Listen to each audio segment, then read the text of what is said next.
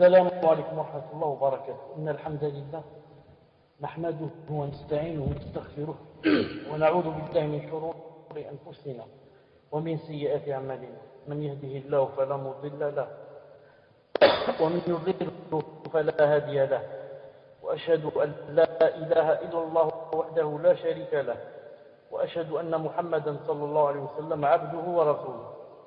يا أيها الذين آمنوا اتقوا الله حق تقاته ولا تموتن إلا وأنتم مسلمون. يا أيها الناس اتقوا ربكم الذي خلقكم من نفس واحدة وخلق منها زوجها وبث منهما رجالا كثيرا ونساء، واتقوا الله الذي تساءلون به والأرحام إن الله كان عليكم رقيبا. يا أيها الذين آمنوا اتقوا الله وقولوا قولا سديدا يصلح لكم أعمالكم ويغفر لكم ذنوبكم، ومن يطع الله ورسوله فقد فاز فوزا عظيما. ألا إن أصدق الكلام كلام الله، وخير الهدي هدي محمد صلى الله عليه وسلم، وشر الأمور محدثاتها، وكل محدثة بدعة، وكل بدعة ضلالة، وكل ضلالة في النار.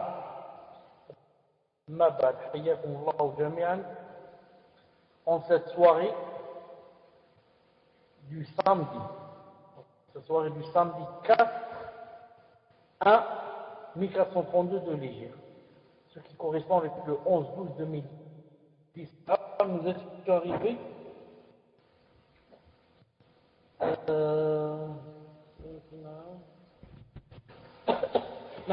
nous avions parlé de l'épreuve de l'imam Ahmed rahimahullah, et la grande fitna qui lui est arrivée avec le Ma'moun, et comment Allah subhanahu wa ta'ala l'a préservé, et il n'a pas dit kalimat al-kufr, et il n'a pas dit que le Coran est créé, alhamdulillah, et il a été une lanterne pour les gens, alhamdulillah, et un guide et un modèle, alhamdulillah. Une seconde, inshallah ta'ala.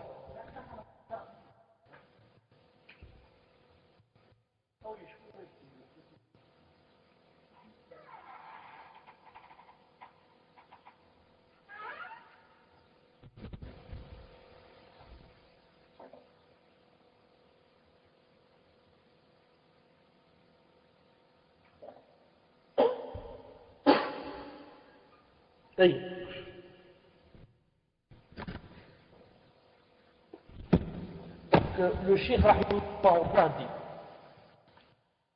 quand je dis le cheikh, ça dit cheikh ibn Uthaymin rahimahullah, il dit لما قتل الملك الراهب, lorsque le roi a tué le moine, وقتل جليسه, ensuite il a tué l'aveugle qui, alhamdulillah, par la grâce d'Allah subhanahu wa ta'ala, est devenu voyant, dit bil-ghulam. Alors on a fait venir le jeune homme. فطلب منه أن يرجع عن دينه إلى دين الملك. On lui demande de renier sa foi pour rentrer dans la foi, dans la religion du roi. ودين الملك دين الشرك, avant à le diviniser, à le prendre comme Dieu. فأبى الغلام أن يرجع عن دينه, mais le jeune homme n'a pas accepté de renier sa foi. فدفعه الملك إلى نفر من أصحابه. Alors le roi le remit à un groupe de sa suite, de ceux qui s'assoient toujours avec lui. وقال لهم, et il leur dit اذهبوا به إلى جبل كذا وكذا, جبل معروف عندهم شاهق رافع. Il a dit, prenez-le et emmenez-le vers telle montagne. Et il a cité la montagne, le roi l'a cité, mais le hadith l'a pas cité. Telle montagne très connue. Une montagne vraiment qui a un sommet vraiment très haut.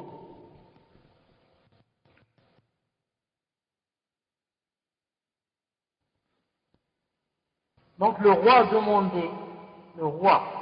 a demandé à ses proches, que ça soit tout le temps avec lui, il leur a demandé de prendre ce jeune homme, de le prendre et d'aller, de l'emmener vers une montagne très connue là-bas, qui a un sommet très haut, comme disons les Alpes, l'Everest, المهم. Il leur a dit, il leur a dit, escaladez avec lui le sommet, et quand vous arrivez au sommet, jetez-le de là-bas, jetez-le du haut du sommet vers la terre. Pour qu'il tombe du sommet et il meurt. Bien sûr, après lui avoir demandé de renier sa foi.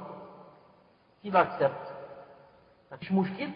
S'il n'accepte pas, jetez-le du sommet de la montagne.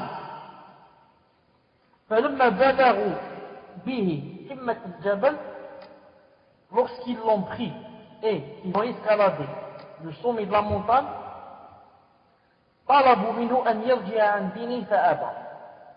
et donc il lui a proposé de renier sa foi et il n'a pas accepté.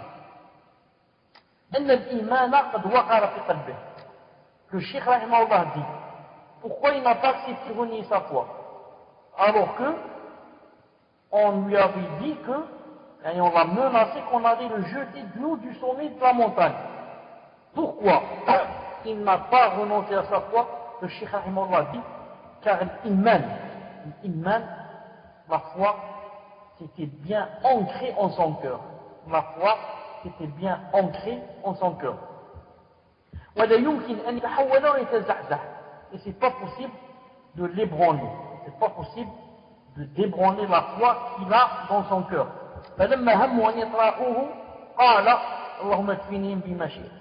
Et lorsqu'ils ont voulu, c'était le moment de le jeter du sommet, il a fait une dua. Il a dit Allahumma, Ya Allah. Allahumma, ça veut dire Ya Allah.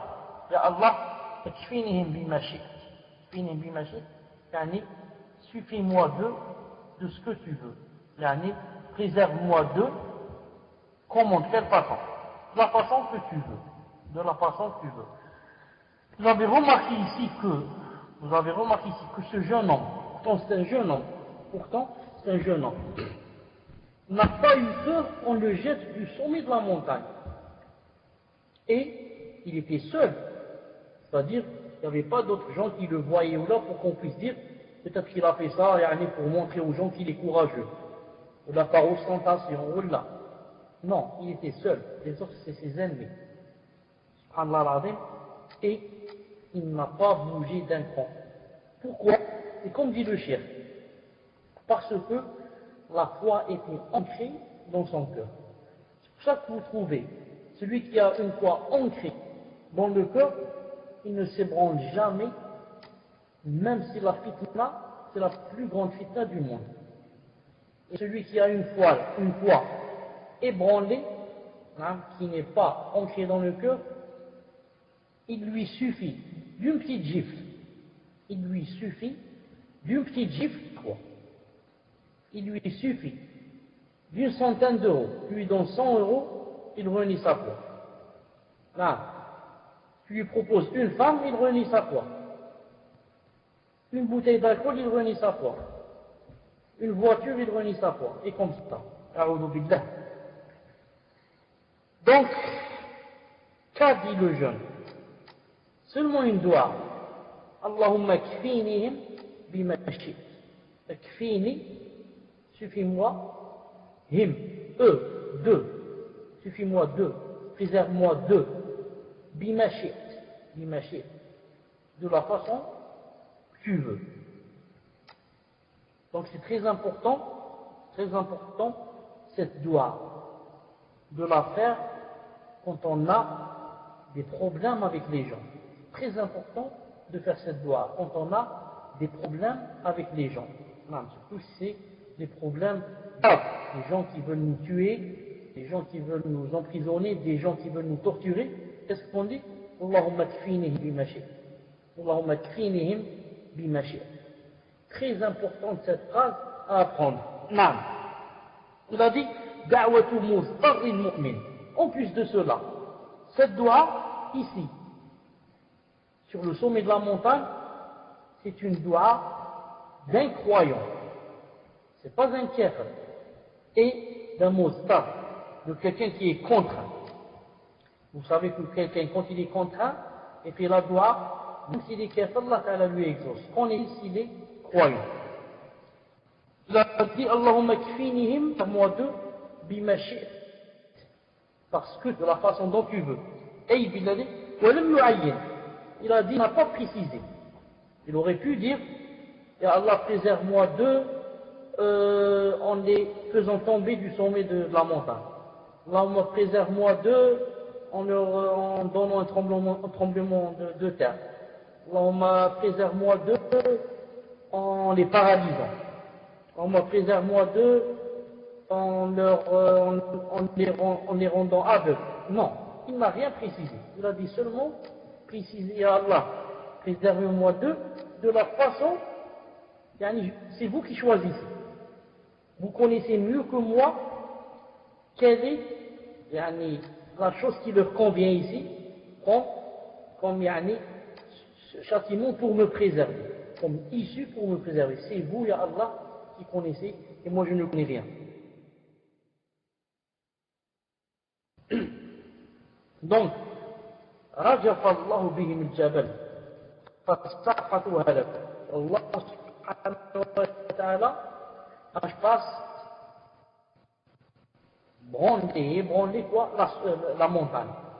Et la montagne commence subhanahu wa ta'ala à se branler. C'est comme si il y avait un tremblement de terre, disons, à très forte magnitude, disons à l'échelle 7 ou 8 sur l'échelle Richter. Imaginez, alors qu'il n'y a que 9. Imaginez 7 ou 8 sur l'échelle Richter, si ce n'est pas plus, peut-être 9 sur 9. Et, Allah, ils sont tous, surtout ses ennemis, ils sont tombés d'en haut, et bien sûr, ils sont morts. Allah subhanahu wa ta'ala a voulu que cette personne, ce jeune homme, ne tombe pas avec eux. A voulu que cette personne ne tombe pas avec eux. Et il est parti en marchant, il est revenu vers qui? Il est revenu vers le roi. Pourquoi? Il voulait lui montrer que c'est Allah subhanahu wa ta'ala qui donne la vie, et c'est lui azza wa jalla qui l'ôte. C'est lui qui donne la vie, et c'est lui qui l'ôte. Je suis venu te montrer. Par-dessus le marché, aucune personne ne rentre en islam. Aucune personne qui a entendu ou qui a assisté à l'explosion ne rentre en islam. Au contraire, ceux qui étaient musulmans peut-être quittent l'islam. Les nouveaux qui rentrent en islam, les reconvertis, les nouveaux, ils vont dire qu'est-ce qui s'est passé? Il y a eu un massacre. On leur dit non, c'est pas un massacre, c'est l'islam. C'est l'islam qui a ordonné de faire ça, de tuer comme ça tous ces enfants que vous voyez égorgés, c'est l'islam. Ah bon, c'est l'islam qui a dit ça? Je suis le premier à me désarmer de l'islam. Commence à dire comme ça. Je suis le premier à me désarmer. Moi, je vais devenir bouddhiste. Moi, je vais au bouddhisme. C'est là-bas la gentillesse, la fraternité, l'amour. Tout le monde aime son prochain. Moi, je vais devenir bouddhiste. Comme ça vont dire les gens. فإن فيها إسلام كثير من الناس. Il a dit, regardez l'histoire de ce jeune homme. Combien de gens sont rentrés en islam? Tous ceux qui étaient présents ce jour-là sont rentrés en islam. Ensuite, est-ce que vous avez remarqué une chose? Ceux qui se font exploser, et comme j'ai dit, ils tuent avec eux des dizaines, des centaines de gens, entre parenthèses, comme j'ai dit, de musulmans, de vieux et de vieilles et d'enfants. Est-ce que ceux-là, c'est pour ça, je vous apprends des choses comme ça quand vous discutez avec un tekfiri, ou là, dites-lui, écoutez, ou là, écoute-toi le tekfiri. Avant cela, je vais te poser une question, mais avant de la poser, jure par Allah subhanahu wa ta'ala le Tout-Puissant que tu vas me répondre sincèrement. En parenthèse, c'est possible qu'il te montre, mais peut-être qu'il a un peu de foi, tu lui fais peur. S'il jure par Allah ta'ala le Tout-Puissant, dis-lui, regarde, si jamais on va te choisir pour aller déposer une bombe, là, on te prépare la bombe explosive et on te dit, va la mettre dans, par exemple, disons, tel café. Puis ça là, pour montrer aux gens la puissance de l'islam et que nous sommes présents, on fait exploser les cafés, les pizzerias, les pizzas même. Et que tu vas vers le café qu'on t'avait désigné. Que quand tu rentres pour déposer la bombe, tu regardes comme ça, tu trouves ton père et ta mère et ta femme et tes enfants attablés. Ils sont rentrés pour boire un café et partir. Est-ce que tu déposes la bombe ou là tu vas changer d'âme? Dites-lui, s'il accepte qu'il voit sa mère, son père et ses enfants exploser et monter vers le ciel, la tête d'un côté, les bras de côté, les jambes de côté, dis-lui s'il accepte ça pour son père et sa mère. Non. Il a dit, Amma, compta, an yamuta 10 ou 20 ou 100 min adou, compta, le fait de tuer 10, 20, 100 ou 200 personnes, des adversaires, il a dit, et des ennemis, فهذا لا يقتضي نصف من الناس. Ça ne veut jamais dire que les gens vont rentrer en islam. Ça ne veut pas dire que c'est une cause pour faire rentrer les gens en islam. بل ربما يتعنت العدو أكثر ويغير صدره هذا العمل حتى يفتك بالمسلمين أشد فتنة. Bien au contraire, ça peut pousser quoi? Ça peut pousser alors l'ennemi, Cheikh, ça peut pousser l'ennemi à ce qu'il s'énerve de ce qui s'est passé, ce qu'il a vu, pour qu'il fasse alors quoi? Pour qu'il fasse un ravage maintenant, la rancune. Il va faire un ravage sur les musulmans. Il a la yujad min sun'id yahoud ma'a ahli Palestine. Exactement, il a dit, comprend les juifs avec les Palestiniens. فإن أهل فلسطين إذا مات الواحد منهم بهذه المتفجرات وقتل 6 أو 7 أخذوا من جراء ذلك 60 نفرا أو أكثر. Il a dit, les Palestiniens, quand ils font des explosifs et ils tuent, comme il a cité, il a dit, ils tuent 6 ou 7 personnes, il a dit alors l'adversaire, si on est ce qu'il fait, il a dit, alors il va prendre les musulmans, je ne sais pas combien, et il va vider toute sa rancune sur eux. Et c'est ce qu'on voit. Quelqu'un se fait exploser, il tue combien? Il tue 5 ou 10 musulmans qui étaient présents, il a blessé un juif. Ah bon? Donc il a blessé un juif. Ils viennent les autres, avec leurs tanks, avec leurs chars, avec leurs voitures blindées ils encerclent Gaza et ils prennent femmes et enfants. Ils prennent 10, 20, 30, 60, 70 et ou bien ils les tuent, ou bien c'est la torture, ou bien ils restent 20 ou 30 ans en prison. Voilà. Ça va t'apprendre à faire des choses qui n'ont rien à voir avec l'islam. On va s'arrêter ici, Inch'Allah ta'ala, écoutez la dernière phrase. Ce que dit Cheikh Ibn Uthaymin, rahimahullah. C'est pour ça, il y a notre avis, on dit, que ce que font certains gens en se suicidant par des explosifs, etc.,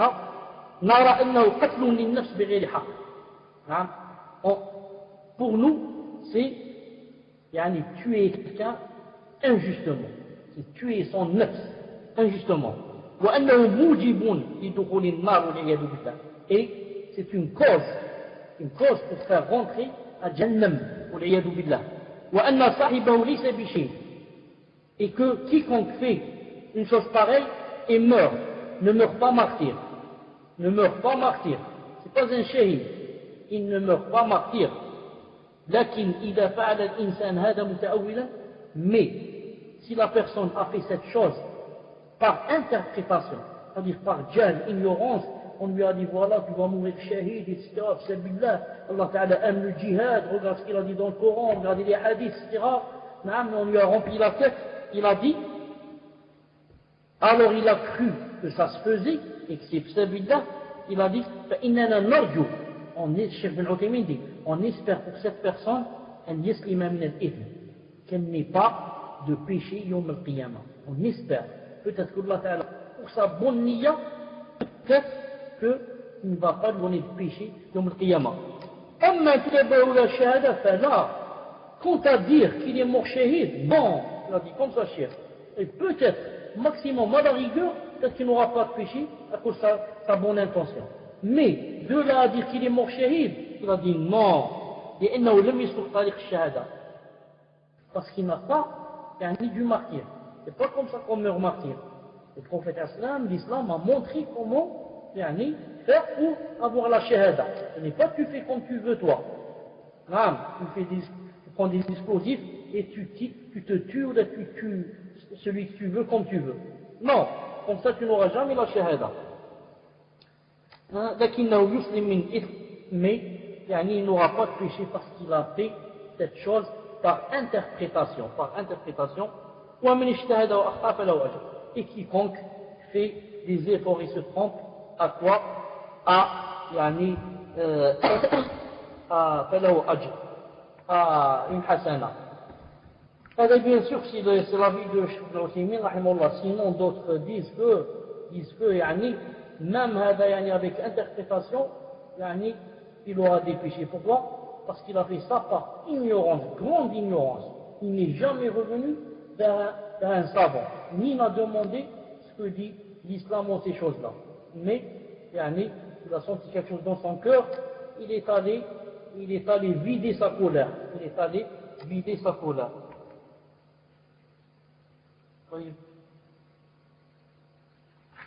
On arrête, Inch'Allah Ta'ala, aujourd'hui, ici,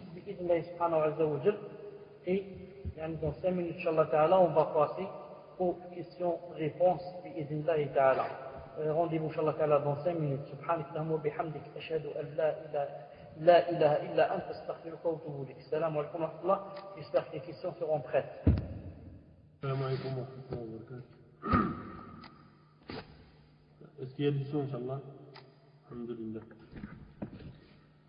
Donc, on va commencer par les questions. Je vais lire les 5 premières. Inch'Allah. À fond, je suis vraiment désolé là. Je ne sais pas ce qui se passe, mais faire Inch'Allah. Je reprends la question. Je ne sais pas si vous avez compris le début, Cheikh. Est-ce qu'il y a du son, Inch'Allah? Vous m'entendez bien?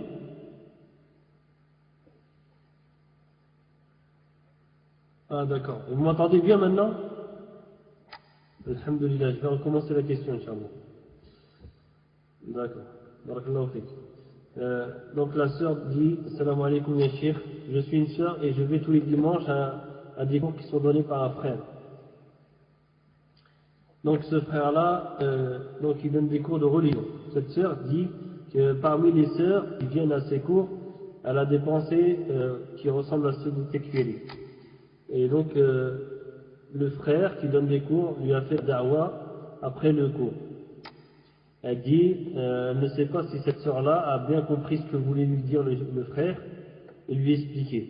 Ensuite, un jour, cette sœur-là qui pose la question dit qu'elle a été à un restaurant, et elle est rapide, et elle a surpris, elle était avec des autres sœurs, elle a surpris le frère qui donne des cours en tête à tête avec cette sœur qui a des choubouhettes qui ressemblent à des choubouhettes de tekfir. Donc elle dit, les sœurs ils ont été choqués. Ensuite, ils ont été lui demander des explications à ce frère-là, qui a dit qu'il n'y a pas de mal à faire la dawa en tête à tête en public, et dans un lieu public. Donc c'est pas de la mixité pour lui. La sœur demande est-ce que le frère est dans l'erreur ou bien c'est permis dans l'islam. Ça c'est la première question, Cheikh. Donc deuxième question, Assalamu alaikum ya Cheikh, peut-on prier les rawatib à voix haute et en commun? Troisième question, Salam alaikum wa rahmatullahi wa barakatuh. Ma mère est actuellement en France, car mon frère a eu des soucis. Mon père est en Algérie et ne compte plus revenir en France. Ma mère se demande si elle devrait rester auprès de son fils car elle s'inquiète pour lui. Donc son frère qui a la charge de sa grande sœur, ou bien elle doit rejoindre son père en Algérie et du coup laisser son enfant et son fils à la charge de sa sœur. Barakallahu fik. Quatrième question. Salam alaikum wa rahmatullahi wa barakatuh. Puisse Allah Azza wa Jalla vous récompenser pour vos cours et vous accorder le plus haut du paradis. Le paradis le plus haut. Pouvez-vous nous dire, Cheikh, et à quel moment dans la prière on doit dire le takbir?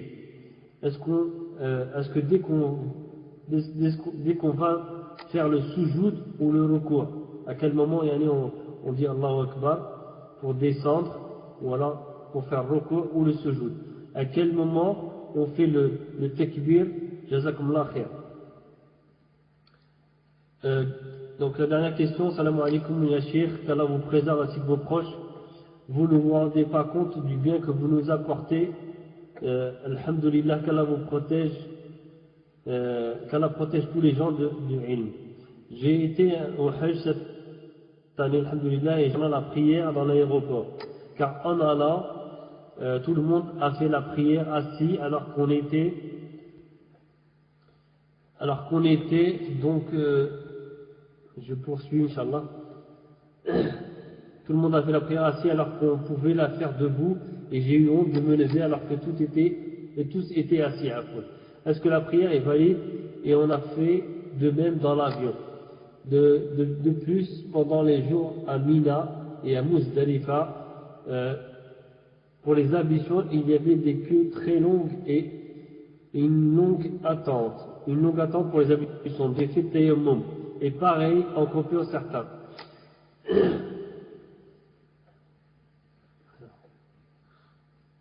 Donc je termine. De plus, pour le tayammum, je l'ai fait car j'allais rater la prière en commun, sinon j'aurais pu trouver de l'eau minérale. Et à Muzdalifa, j'avais de l'eau, mais très peu. Et je l'ai gardé pour boire car j'avais peur de ne pas trouver après. Pouvez-vous me dire sinon que dois-je faire, Afoun? Que dois-je faire? Jazakumullah khair. Voilà, tfaddali ya Cheikh, barakallahu fikum.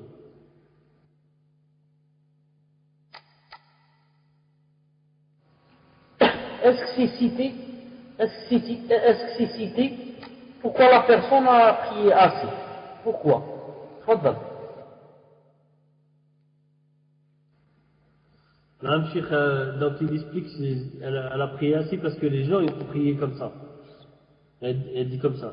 Elle dit que tout le monde a fait la prière assis alors qu'on pouvait la faire debout. Et il a suivi les gens. Tfaddal.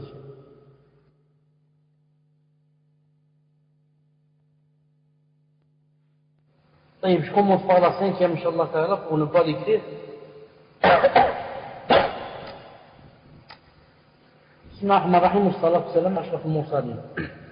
Personne en islam n'a le droit de prier assis s'il peut prier debout, sauf si c'est nafila. Si c'est prière nafila, tu es libre, comme tu veux. Tu pries debout, tu as toutes les hasanats. Tu pries assis, tu as la moitié des hasanats.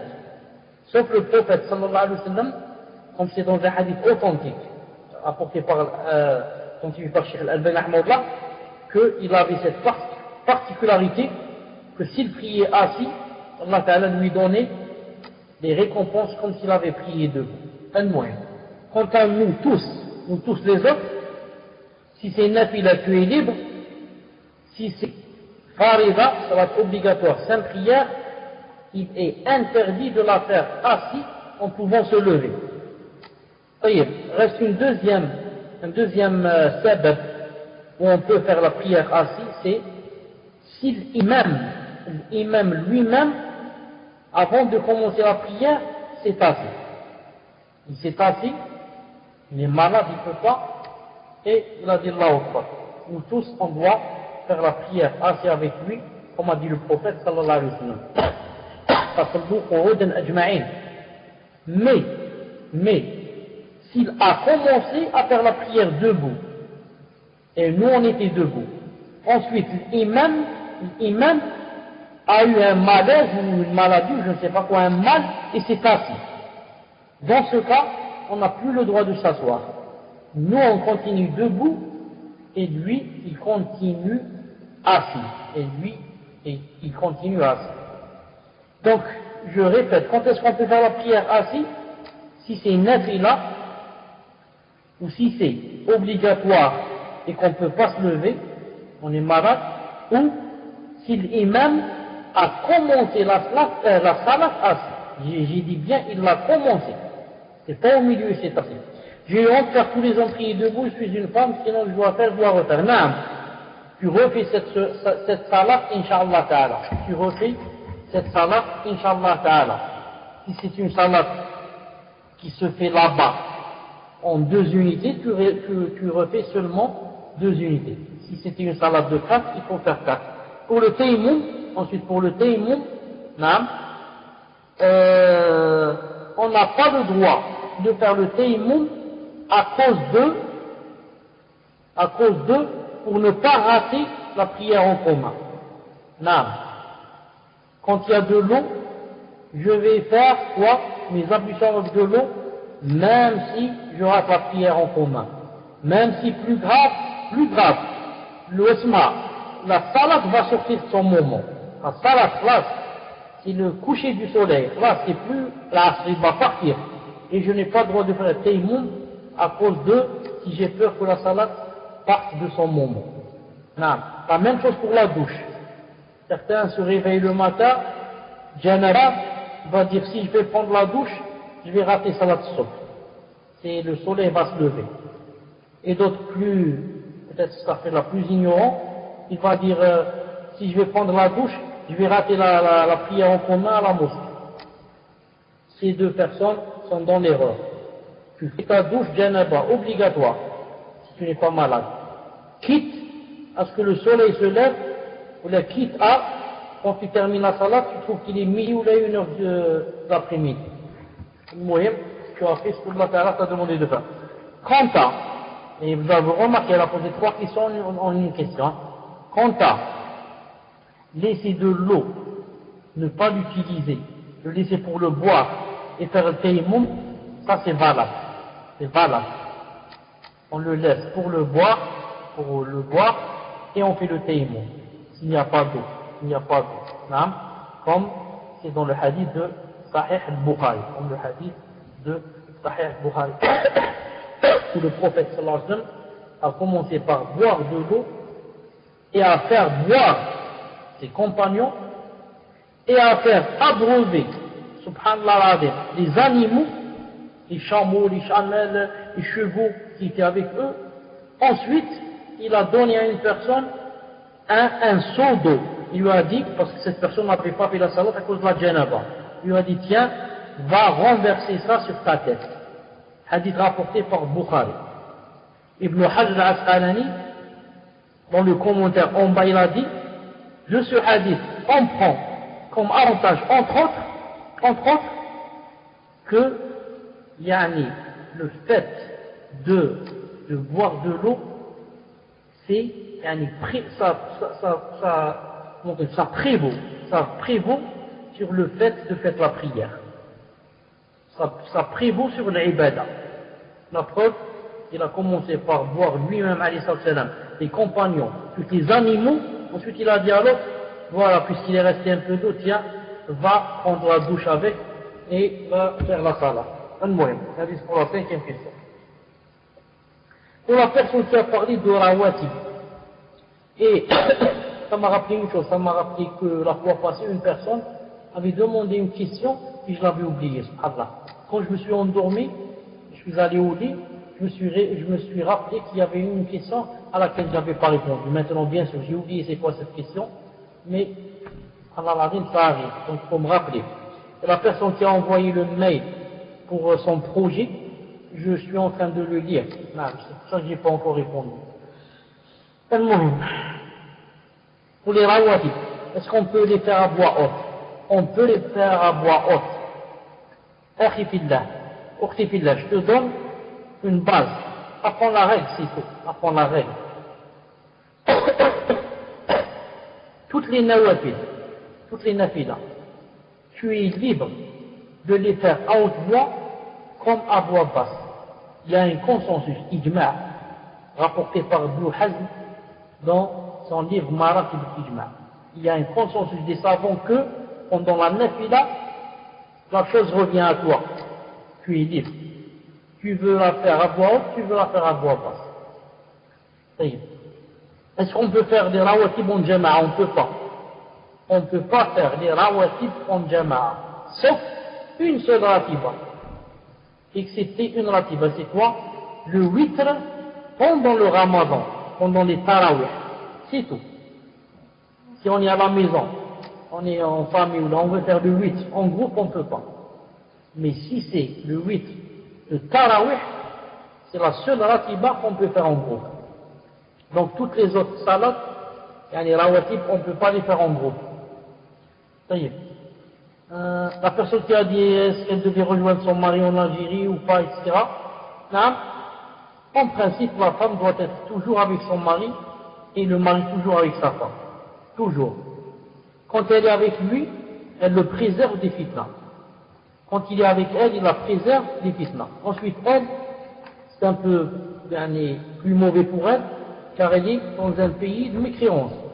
Elle n'est pas dans une terre d'islam. Donc, rester déjà là-bas sans raison, elle est dans le péché. Non. C'est pour ça qu'elle doit voir si vraiment son fils n'est pas, par exemple, malade, ou bien malade au point qu'elle doit rester à son chevet. Ou bien vraiment jeune au point où, si elle part, il va dévier. Non.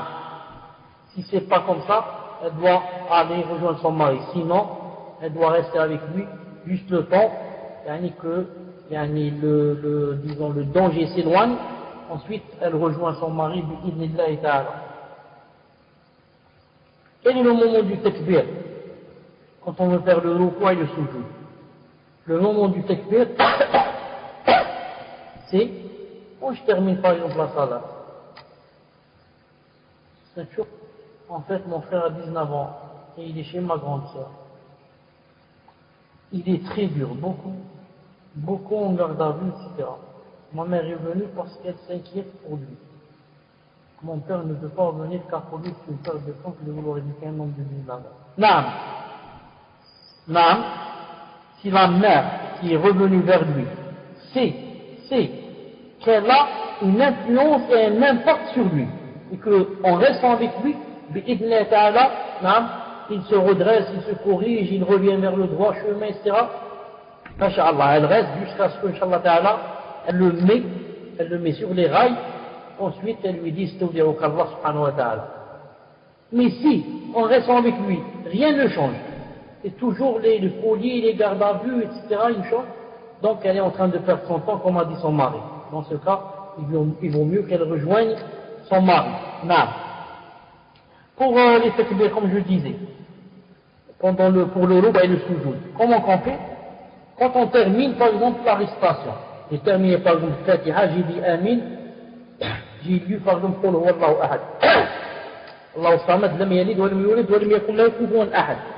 Ensuite, je m'arrête, je dis Allahu Akbar, comme ça, et je m'incline. Je ne fais pas comme certains gens qui disent Allahu Akbar, jusqu'à ce qu'ils s'inclinent. La même chose pour se prosterner. Sami Allah liman hamida, Rabbana wa lakal hamd. Ensuite je dis Allahu Akbar et je descends. Et je ne fais pas comme certains gens et certains imams Allahu Akbar jusqu'à ce qu'il touche, jusqu'à ce que son front touche. Ça, c'est, comme disent les savants, khilaf sunnah. C'est le contraire de la sunnah. Le prophète sallam, comme c'est dans le hadith de Abu Daoud, authentifié par Sheikh al-Albani rahimahullah, que le prophète sallallahu alayhi wa sallam, qu'est-ce qu'il faisait? Kana idha qama kabbara thumma qama. C'est-à-dire idha arada an yaqum. Kabbara thumma qama. Le prophète sallallahu alayhi wa sallam, quand il voulait se lever, par exemple dans la deuxième rak'a, il a fait le tashahhud, il se lève pour la troisième rak'a. Qu'est-ce qu'il fait? Il a dit kabbara, Allahu Akbar, thumma qama. Ensuite se lever. Donc c'est pas Allahu Akbar en se relevant jusqu'à ce qu'il se relève. Non. il a dit Allahu Akbar, thumma, et ensuite il se lève. D'ailleurs, j'espère que vous avez compris, Inch'Allah Ta'ala. Mais, je porte l'attention sur les frères qui vont à la mosquée, que des fois ils tombent avec des imams qui font cette erreur. Allahu Akbar. Surtout, les imams qui soi-disant sont malikites, alors qu'ils ne sont pas malikites. Non. Les malikites sont qui suivent l'imam Malik, ceux-là ils suivent les adeptes de ces adeptes sans aucun délit. L'imam des fois, il te dit, moi je dois remplir le pilier, le rokn. Allahu Akbar, il veut que le ruku', c'est un rokn, je dois le remplir. C'est-à-dire, du haut, je dois dire Allahu Akbar jusqu'à ce que je descende. Et la même chose pour le soujoud et le ruku'. Si jamais tu es avec un imam comme ça, attention donc que lui il est en train de dire Allahu Akbar et toi tu le précèdes. Tu dis Allahu Akbar avant lui. Attention. Dans ce cas-ci, il fait Allahu Akbar, il faut attendre. Pour que tu dises toi Allahu Akbar. Pour que tu dises pas Allahu Akbar avant lui, tu vas annuler ta salat. Enfin, pour la dernière question qui est la première, le frère qui donnait des conseils ou là faisait la da'wa, la prédication à une sœur en tête à tête et dans un restaurant. Comme il a été surpris avec des sœurs qui l'ont trouvé dans un restaurant avec une sœur en tête à tête, en train de manger ensemble, et il dit que je suis en train de faire la da'wa. Il a dit que si c'est devant les gens, ce n'est pas haram. Réponse, c'est haram. Réponse, c'est haram, c'est interdit. Pourquoi? Si quelqu'un va dire, il y a un hadith dans Sahih Bukhari, que le prophète sallallahu alayhi wa sallam, on l'a vu dans la rue, en train de parler à une femme, devant tout le monde. Peut-être le frère a pris ce hadith. Il a dit, pourquoi le prophète alayhi wa sallam a parlé à cette femme dans la rue, et devant tout le monde, et il était seulement lui avec elle. Mais bien sûr, il y avait des gens qui passaient, etc. Il va dire, j'ai fait la même chose. On lui dit, tu t'es trompé, tu t'es beaucoup trompé. Le prophète sallallahu alayhi wa sallam n'a pas donné rendez-vous à cette femme. Il marchait dans la rue et elle a dit, Ya Rasulallah, Naam, qu'est-ce que tu veux? Voilà, mon mari a fait ceci, cela, comment dois-je faire, etc. Et il répond. C'est la même chose. Quand moi je marche dans la rue, une sœur m'arrête. Elle dit, cher, j'ai une question. Fadli, c'est quoi? Elle me dit, hier j'ai oublié de faire le taïmoum, etc. Comment je fais? Lui il dit, va refaire la salat. Naam, mais je lui ai pas dit, viens, on va se rencontrer dans un restaurant, on va manger du poulet avec des frites et du riz, on va commander des jus, et je vais t'apprendre l'islam. Et on va discuter pendant 1 heure ou 2, on va rigoler un peu, faire des blagues, discuter, plaisanter, et on demande à Allah Ta'ala que ça n'aille pas à autre chose. D'ailleurs, il a fait le haram, on lui dit Taqillah subhanahu wa ta'ala. Taqillah subhanahu wa ta'ala, Allah subhanahu wa ta'ala ne t'a pas, comment on dit qu'il faut, il t'a pas, bon, je trouve pas le mot, Allah subhanahu wa ta'ala ne t'a pas imposé que tu ailles lui faire la da'wa, ne t'a pas chargé, voilà, chargé. Allah ta'ala ne t'a pas chargé de faire le haram pour faire la da'wa. Allah ta'ala t'a chargé de faire la da'wa à cette sœur parmi toutes les sœurs, quand c'est dans la mosquée, quand c'est comme ça en groupe. Mais ne t'a pas chargé d'aller lui faire la da'wa, toi et elle, tout seul, dans un restaurant. Déjà, les gens, quand ils vont te voir, ils vont te voir, plus personne ne va t'écouter. Ils vont dire, celui-là, il fait la da'wa, et il fréquente une sœur, ou là, une fille, ou là, il va avec elle au restaurant, il vient m'apprendre l'islam. Qu'il apprenne l'islam à lui-même d'abord. Qu'il l'apprenne à lui-même. Qui a fait ça avant lui? Est-ce que vous avez entendu une fois dans votre vie que Cheikh Al-Albani, on l'a vu dans un restaurant en train d'apprendre à une femme? Ou la Ibn Taymiyyah, ou la Cheikh Ben Baz, parce que les savants ont fait cela? Non. Donc, je dis à mon frère, s'il est avec nous, s'il m'entend, Taqillah subhanahu wa ta'ala, c'est le shaitan, et c'est, alhamdoulilah, juste une erreur. Non, ce n'est pas, c'est un péché bien sûr, mais ce n'est ni perversité, ni kufr. Non. Pour peu que la personne revienne et demande à Allah Ta'ala de lui pardonner et décide de ne plus faire cette chose. Maintenant, si la personne insiste, persiste et continue dans ce chemin, dans ce cas, il ne faut plus lui écouter. Il ne faut plus l'écouter. Mieux encore, le pire, il faut mettre en garde contre lui. Non. Mais comme j'ai dit, attention, on ne se précipite pas, on ne se presse pas, on lui donne la chance, Inch'Allah, on lui donne l'occasion qu'il revienne vers Allah, qu'on lui montre qu'il se repente pour ne pas perdre quelqu'un de nous, surtout si c'est quelqu'un qui a de la science, alhamdoulilah. Fadal, Inch'Allah.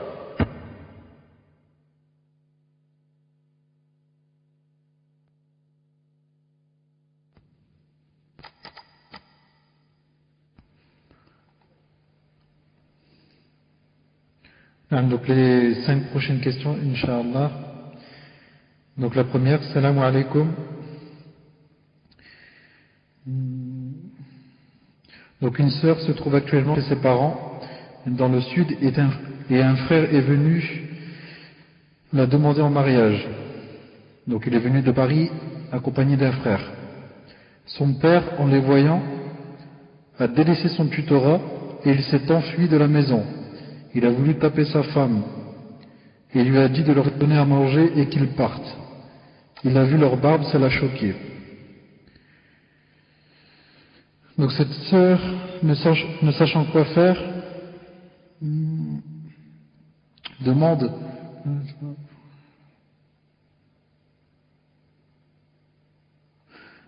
si son frère peut prendre le tutorat et avant ça, elle demande si elle peut faire une muqabala en présence de ses frères.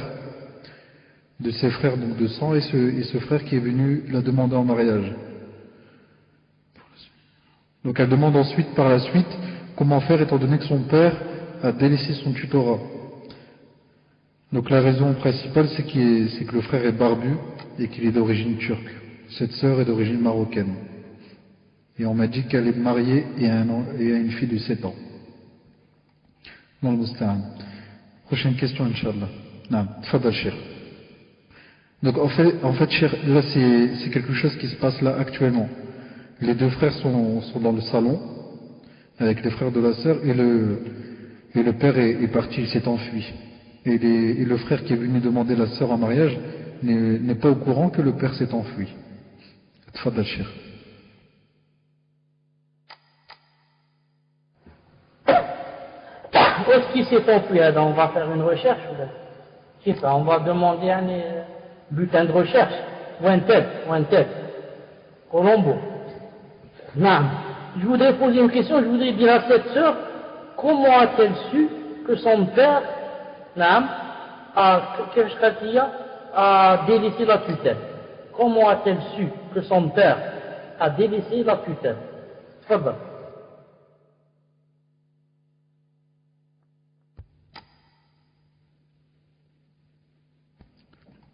Non, cher, donc j'attends qu'elle me réponde, Inch'Allah. Donc il est parti en disant, donne-leur à manger et qu'ils partent. Non. Donc pour l'instant, donc je demande à la sœur qui m'écrit en PV, est-ce que c'est tout ce qu'il a dit? Parce que si c'est tout ce qu'il a dit, il n'y a pas le refus du tutorat dans cette phrase.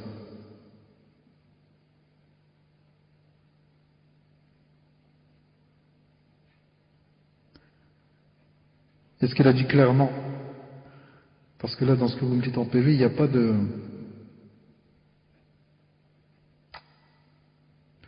Donc essayez de voir, Inch'Allah. Essayez de voir s'il a dit clairement qu'il ne voulait pas être tuteur. Est-ce qu'il a refusé le tutorat? Parce que là, dans ce que vous m'écrivez, c'est pas clair. Je passe aux 4 autres questions, Inch'Allah. Salam alaikum, Cheikh. Barakallahu fikum pour ces cours. Alhamdulillah, depuis que je suis vraiment rentré en islam, je respecte toutes les choses, mais j'ai de gros problèmes pour me retenir dans la masturbation. J'aimerais me marier, mais je vais finir ma dernière année d'études et je n'ai pas assez de ressources pour louer un logement. Pourriez-vous m'aider dans cette épreuve avec des conseils, Inch'Allah? Ceci est certes une épreuve et je voudrais la passer par la grâce d'Allah. Ceci me pose beaucoup de problèmes. Merci de votre compréhension et je suis désolé si j'ai choqué les gens présents pour ma question. Qu'Allah nous guide. Salam alaikum.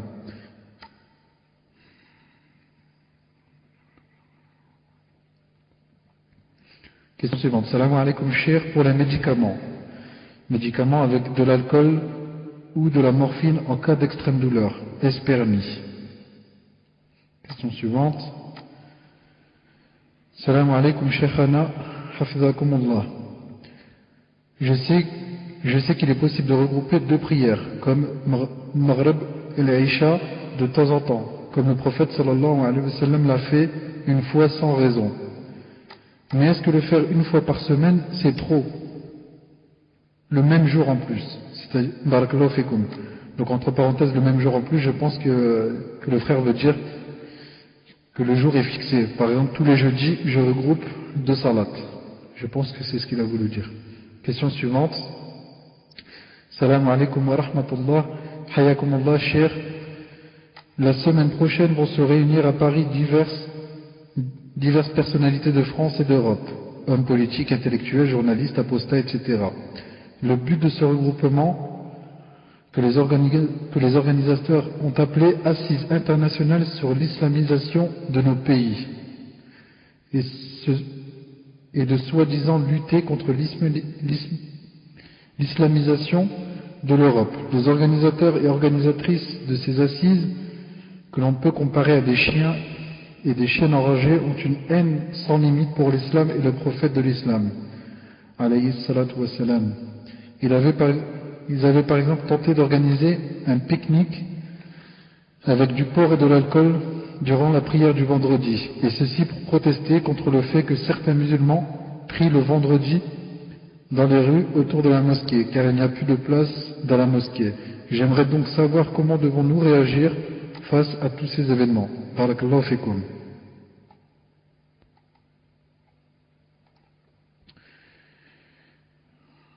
Donc je reviens sur la première question, cher. Il a dit, avec la colère, si elle veut se marier, qu'elle se marie. Et a pris son manteau et est parti. Ça fait plus d'1 heure et il a dit à la mère qu'il mange et qu'il parte. Ils sont en train de manger actuellement. Et la famille ne savent pas où il est. Tfadal, cher.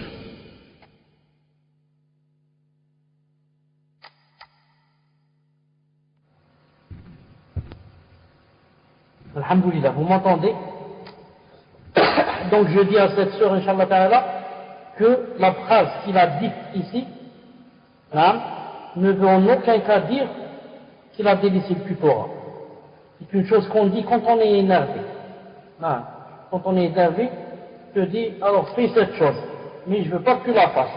Alors viens, place, allez, mange tout ce qui reste sur la table, je mange pas, place. Ça ne veut pas dire que je vais pas manger. Mais je suis énervé, je te dis comme ça. Non. En disant cette phrase, qu'elle se marie, ça ne veut pas dire que là, je lui ai permis qu'elle se marie comme elle veut. Sinon, il aurait dit dans un état sans être énervé. Et il serait rentré de la cachette où il est caché comme un loup. Il est caché. Il faut qu'il rentre. Non. Donc je dis, pour la muqabala, c'est possible. Muqabala, alhamdoulilah, tu as rencontré un homme avec ton mahram. Ton frère, c'est un mahram. Non. Il suffit juste que le père ne soit pas contre le frère avec lequel tu vas faire muqabala. Sinon, tu es avec ton mahram. Mais, se marier sans le tutorat du père, c'est impossible. Sauf que, si j'ai dit, comme j'ai dit plusieurs fois, sauf ou bien, si dans la tutelle il y a une autre personne, ou bien, si on va vers un juge musulman qui nous marie. Je vais au Maroc, là en Algérie, ou là, dans un tribunal musulman, et je leur raconte ce qui s'est passé. Si le juge me marie, je la sais. Ça y est, vas-y pour cette question.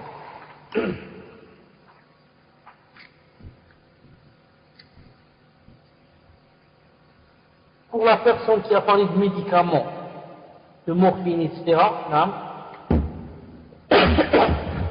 c'est un peu comme, par exemple, l'anesthésie. L'anesthésie, qu'est-ce que ça fait? Ça fait perdre la mémoire. Est-ce qu'en islam c'est permis de perdre la mémoire? C'est en islam, c'est permis de perdre la mémoire. En perdant la mémoire, on devient sourd, on ne sait plus ce qui se passe. Ça, on peut insulter, on peut rester des heures comme ça sans prier. Non. Malgré cela, Cheikh Ibn Uthaymin dit que c'est permis par exemple l'anesthésie. Pourquoi? Il a le médicament qui contient des trucs pareils. Il a dit parce que on ne le prend pas avec l'intention que je veux perdre la mémoire, que je veux perdre conscience, que je veux aller dans les bas. Je ne prends pas ce médicament parce que ça me plaît pour rêver que je suis dans le paradis, que je suis un roi, je suis, je ne sais pas où, dans mes palais. C'est pas avec cette intention que j'ai pris le médicament. Mais je l'ai pris, hein, à but médical pour apaiser mes douleurs, etc. Quoique, je ne conseille pas aux gens de s'habituer à ce genre de médicaments. Morphine, etc., à base de morphine et Valium et je ne sais pas quoi, pour que ça ne devienne pas quelque chose une chose de laquelle on ne peut plus s'éloigner. On ne peut plus se séparer. Ça devient une vraie drogue. C'est pour ça, même si le médecin l'a prescrit, etc., on ne la prend que vraiment quand je sens que je suis dans la darura. Et non pas à bout de champ. À chaque fois que j'ai envie, je prends le médicament. Et il y a des médicaments de l'alcool dedans. Même s'il y a de l'alcool, quand ces médicaments, même s'il y a de l'alcool, quand ces médicaments, et que la personne est dans la darura, maintenant, son but n'est pas de prendre l'alcool, mais de prendre le médicament, à condition que l'alcool, comme j'ai dit, ne dépasse pas, 50%. Non. Pour la personne qui a dit qu'elle voulait grouper tous les jeudis, etc., et que le prophète sallam a groupé sans raison, je lui dis, le prophète sallam a groupé sans raison pour te montrer qu'il est possible de grouper. Mais il n'y a pas seulement ce hadith. Il y a un deuxième hadith où le prophète sallallahu alayhi wa sallam était dans une chose qui n'a pas manqué dans le hadith. Une chose comme ça, dans l'embarras. Comme de nos jours, par exemple, tu es dans une chaîne, en train d'attendre le pain ou je ne sais pas quoi. Non. Ensuite, le prophète sallam a dit, quand quelqu'un est comme dans ma situation, qu'il fasse comme ce que j'ai fait. Qu'est-ce qu'il a fait? Il a groupé entre deux salades. C'est pour ça que certains savants, certains compagnons, comme Omar ibn Khattab radiyallahu anhu, dit que grouper entre deux salades, il dit ça rentre dans les grands péchés, pas dans les petits. Et les savants ont dit, ça c'est dans le cas où la personne fait du regroupement des salades un jeu. Là, à chaque fois que ça lui plaît, il dit attends, je vais grouper les salades. Attends, je vais grouper les salades. Là, comme ça devient une habitude. Comme dit ici notre frère, il dit tous les lundis je groupe. Ça devient grave. Pourquoi? Ça rentre dans la bid'a. Ce n'est plus maintenant le péché, c'est encore la bid'a. Pourquoi? Parce qu'il choisit le jour. Je groupe tous les jeudis. Tous les samedis je groupe. Et comme ça. Les autres jours je groupe pas. Je groupe seulement le samedi ou le lundi. Donc il faut faire attention à ceux qui groupent la salade comme ça, et qui le font presque sans raison. Non, presque sans raison. Mais, je groupe la salade, non, quand je sais que je vais sortir et je vais revenir tard et je n'ai pas prié, quand je sais qu'il n'y a pas tout le temps de l'eau, quand je sais que par exemple je vais faire un voyage, quand je sais que je vais rendre visite à quelqu'un que je n'ai pas prié, et comme ça. Là, groupe, quand il y a beaucoup de pluie, quand il y a beaucoup de froid, quand il y a un âme. Pour la personne,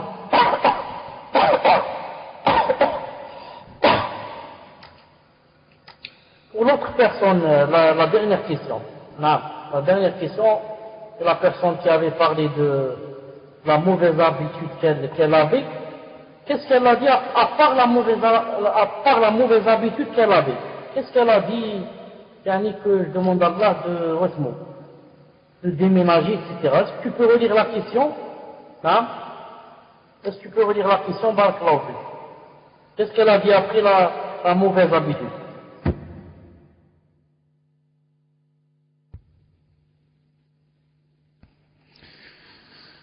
Non, ce qu'elle a dit, cher, j'aimerais me marier, mais je vais finir ma dernière année d'études et je n'ai pas les ressources pour louer un logement. Pourriez-vous m'aider dans cette épreuve avec des conseils, Inch'Allah? Ceci est certes une épreuve et je voudrais la passer par la grâce d'Allah. Ceci me pose beaucoup de problèmes. Merci de votre compréhension et je suis désolé si j'ai choqué les gens présents par ma question. Tfadal Cheikh.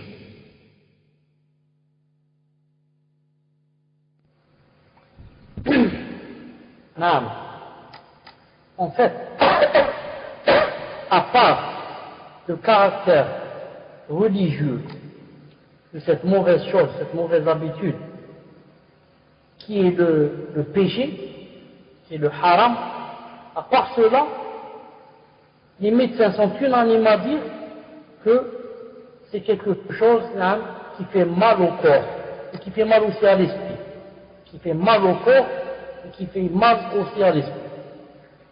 Ensuite, pour s'éloigner de cette chose, il faut au moins deux choses. La première, la foi. Toute personne qui fait cette chose, ça veut dire que sa foi est faible, tout simplement. Car il oublie, en faisant cette chose, la personne oublie que Allah Ta'ala est en train de la voir. Ou bien, c'est plus grave alors, elle sait, cette personne sait que Allah Ta'ala est en train de la voir, mais elle s'en fiche. Elle n'a pas de pudeur, je ne parle pas de celle-là spécialement, en général, toute personne qui fait cette chose, elle n'a pas de pudeur, elle n'a pas honte d'Allah subhanahu wa ta'ala qui est en train de la voir. C'est pour ça que le prophète sallallahu alayhi wa sallam a dit, dans le hadith rapporté par le Bukhari, il a dit Al-Mujahidu man jahada nafsah. On dit ça aussi au takfiriyon. Al-Mujahid, il a dit le Mujahid, c'est celui qui a fait le djihad à son âme. Al-Mujahidu man jahada nafsah. Allah subhanahu wa ta'ala dit dans le Coran وَالَّذِينَ جَاهَدُوا فِينَا لَنَهْدِيَنَّهُمْ سُبُلَنَا. Et ceux qui ont fait le djihad en nous, on va leur ouvrir nos issues. Ce verset, le prophète alayhi sallam, dans un hadith authentique rapporté par l'imam Ahmed, et Cheikh Al-Albani a dit authentique, a expliqué ce verset en disant ceux qui ont fait le djihad en nous, ou les djihad fina, il a dit, ça veut dire man jahada nafsahu fi datidah, celui qui fait le djihad à son nafs pour la cause d'Allah. Je dis à cette personne qui fait cette chose, que ce soit akhi ou ukhti, oui, alors le djihad fi sabilillah. Aucun de nous n'a eu cette faveur, cette occasion qu'ont eu les Sahaba d'aller faire la guerre sainte. Et peut-être qu'on va mourir, on ne va pas faire cette chose peut-être. Où est la preuve que tu as fait quelque chose, fi sabilillah, si par exemple tu ne peux pas te retenir de cette mauvaise habitude? Quelle est la preuve que tu es véridique dans ta foi, alors que quand cette chose t'excite, tu vas faire la chose avec ta main et tu ne peux pas patienter pour Allah subhanahu wa ta'ala. Allah subhanahu wa ta'ala qui t'a dit c'est interdit de faire cette chose, ne la fais pas. Patiente. Fais le djihad pour moi, je te donnerai beaucoup de choses demain quand tu vas me rencontrer. Et à chaque fois que tu délaisses une chose pour Allah, Allah te récompense mieux. Quand vous connaissez tous le hadith authentique, quiconque délaisse une chose pour Allah, Allah le récompense mieux. Toi tu as envie de cette chose, mais je la délaisse pour Allah Ta'ala. J'ai honte de Allah Ta'ala qui est en train de me voir d'au-dessus des cieux, et moi en train de faire cette chose. Ensuite je dis, croyant, je suis salafi, attends je vais faire le wudu, je vais prier, je vais dire Allah Akbar. Je ne peux pas, j'ai honte. Non. Ensuite, autre chose de très important que je te conseille, mon frère ou ma soeur, éloigne-toi des choses qui te poussent à penser à cette chose. Non. Si cette personne, du matin au soir, passer son temps à lire des livres sur l'islam, à écouter des cours, non, et à s'asseoir avec des gens qui ne parlent que de din, Wallah, jamais elle n'aurait pensé à cette chose. Et quand elle a envie de penser à cette chose, elle dit A'udhu billah min shaitan rajim, A'udhu billah. Moi je fais cette chose, A'udhu billah. Mais si la personne ne s'assoit jamais avec des gens pieux, tout le temps avec des gens pervers qui parlent de fornication, de sodomie, de pornographie, et de gens, cet homme est beau, cette femme est belle, etc. Bien sûr, le shaitan va lui remplir son cœur de shahawat, de tentation. Et surtout si cette personne passe son temps à voir des choses haram, des photos haram, des séquences haram, des clips qui sont haram, des images haram, c'est normal que son cœur va pencher vers ces choses. Mais si c'était le contraire, la personne s'éloigne de ces choses, coupe le chemin à ces choses-là qui excitent, qui l'incitent à faire ça, jamais elle fera cette chose.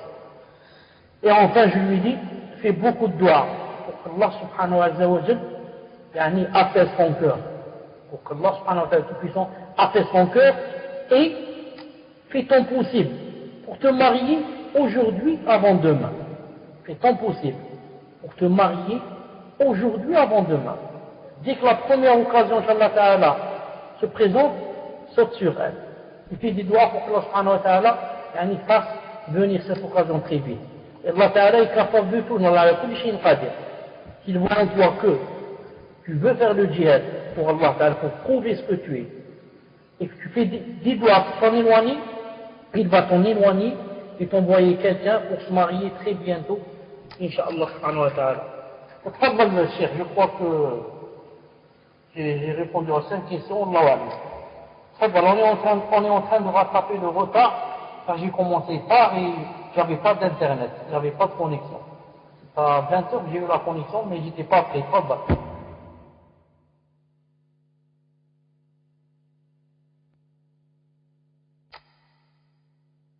Il reste une question à laquelle je n'ai pas répondu. Est-ce que vous m'entendez? Alhamdulillah. La personne qui a dit que bientôt on va faire je ne sais pas quoi, des réunions, etc. Il va y avoir des athées, des franco, des islamophobes, qui vont parler d'islam, etc. Qu'est-ce qu'on fait? Qu'est-ce qu'on fait? On ne fait qu'une chose.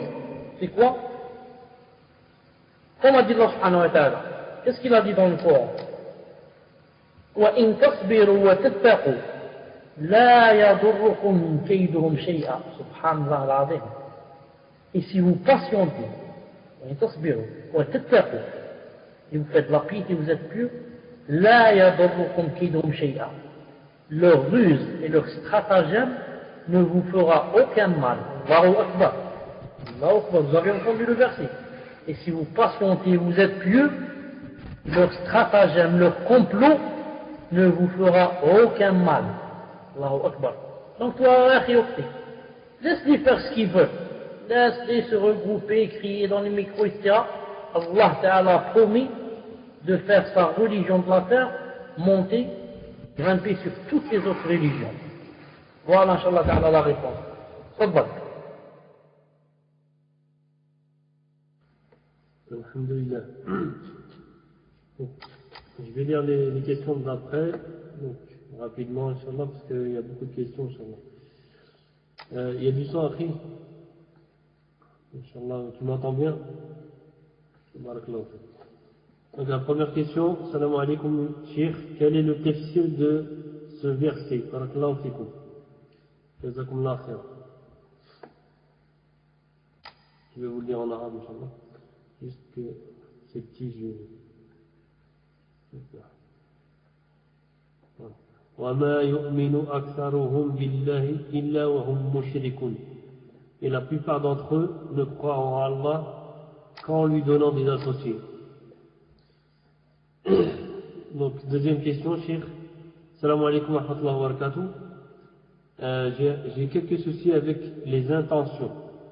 J'ai fait un travail sur moi pour pouvoir toujours commencer une bonne action en mettant dans mon cœur que c'est pour Allah Azzawajal. Mais c'est pas facile et j'oublie très souvent. J'aimerais savoir si vous avez des conseils et je vous donne un exemple sur ce sujet-là. Si, admettons, quelqu'un me dit ramène-moi un verre d'eau et je le fais, mais je ne sais pas à ce moment quelle fut mon intention. Plaire à Allah ou juste répondre à la demande de la personne. Serais-je récompensé par Allah ou pas? Si pendant l'action même je me rappelle d'Allah, et est-ce que c'est trop tard ou pas? Est-ce qu'on peut dire, est-ce qu'on peut, cheikh, en se réveillant le matin, dire que tout ce qu'on fera et tout ce qu'on fera dans la journée, pendant la journée, est pour Allah ou non? Barakallahu fikum wa jazakumullahu khaira. Ainsi que les admis. Jazakumullahu khaira. Donc, troisième question, cheikh, salam alaikum. Ma question est la suivante. Ces derniers temps, il fait vraiment faim en France, subhanallah. Il est impossible de sortir sans un gros manteau. Est-il permis à une femme de porter un manteau au-dessus de son gilbab? Car en dessous du gilbab, cela donne une grosse apparence, une apparence bizarre. Barakallahu fikum. Salam alaikum wa rahmatullahi ya sheikh. Est-ce que la personne qui fait salat l'istikhara fera sûrement le bon choix par la grâce d'Allah, ou bien il se peut que même si elle fait salat l'istikhara, elle fera le mauvais choix? Allahu alim. Et combien de fois peut-on faire cette salat? J'avais posé cette question l'autre fois sur le fait de passer les mains mouillées pendant les ablutions sur les chaussettes étant en dessous des chevilles. Et vous m'aviez dit que vous répondrez la prochaine fois. Donc, Inch'Allah, c'est une deuxième question. Dernière question. Salam alaikum ya Cheikh.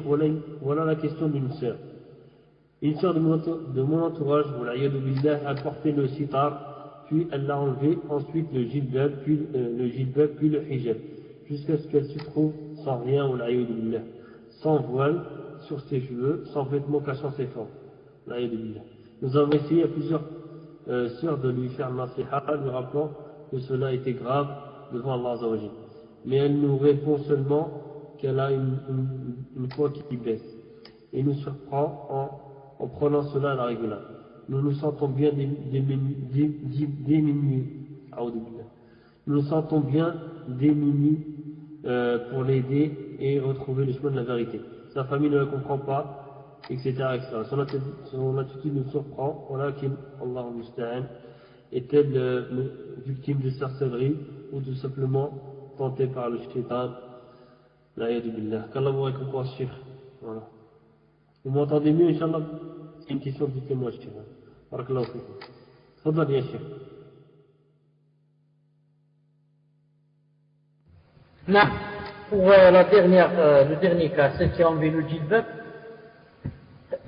où est la question? Elle dit, où est la question dans tout cela? Et enfin, tu dois réfléchir à la question, la deuxième, celle qui parlait de l'intention. Tfadal.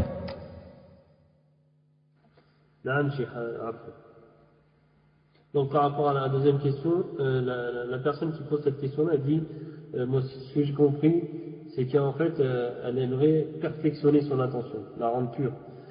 Elle dit qu'à chaque fois qu'elle fait quelque chose, elle doit bien, avant de faire cette chose-là, penser que c'est pour Allah Azza wa Jalla. Elle dit, est-ce qu'on peut faire une chose? C'est-à-dire le matin on se lève et on met dans notre niya le fait de tout ce qu'on va faire dans la journée, c'est pour Allah Azza wa Jalla. Est-ce que c'est bien ou pas ça? Ou alors, donc, y a-t-il d'autres choses à faire? Donc pour la dernière question, Cheikh,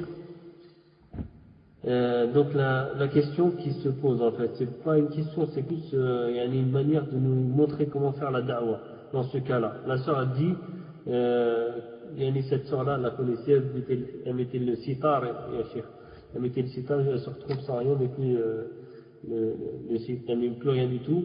Donc comment on peut faire la da'wah cette sœur-là pour la ramener vers le haqq, la vérité, et comment faire pour lui faire monter sa foi?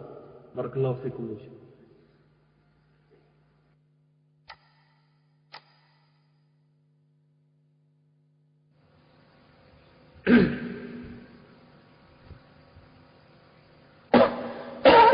On va commencer par le verset. Allah subhanahu wa ta'ala dit وَمَا يُؤْمِنُ أَكْثَرُهُمْ بِاللَّهِ إِلَّا هُوَ مُشْرِكٌ. C'est-à-dire qu'Allah Ta'ala a dit quelque chose qui se rapproche de ce sens, que beaucoup de croient en Allah subhanahu wa ta'ala, mais tout en faisant du shirk. Tout en faisant du shirk. Et ça, avant, comme a dit Cheikh Islam aussi, rahimahullah, il a dit ce verset veut dire que, on parle par exemple de beaucoup de gens, ou par exemple des kuffar de Quraysh, etc. Qu'est-ce qu'ils font? Il a dit, ils croient en Allah. Beaucoup d'eux croient en Allah, mais quelle croyance? Ils croient en la seigneurie d'Allah. Mais ils mécroient en la quoi? En l'uluhiyya, en la divinité d'Allah subhanahu wa ta'ala. Alors vous avez vous vous rappelez quand on disait Tawhid, Tawhid al-Rububiyya, l'unicité de la seigneurie. Ensuite Tawhid uluhiyya, l'unicité de la divinité. Ensuite Tawhid asma wa sifat. Pour être un vrai croyant, il faut faire 3 Tawhid. Allah ta'ala a dit que beaucoup de gens font le premier Tawhid, c'est tout. Le Tawhid de quoi? De la seigneurie. Ça veut dire que tu parles avec certains gens et tu dis c'est Allah qui nous a créés, c'est Dieu qui nous a créés, c'est Dieu qui nous donne les biens, c'est Dieu qui nous donne des enfants, c'est Dieu qui refoule les chagrins, c'est Dieu qui nous guérit, tout ça c'est quoi? Ça s'appelle le Tawhid de la seigneurie. Mais est-ce que ces gens-là adorent Allah?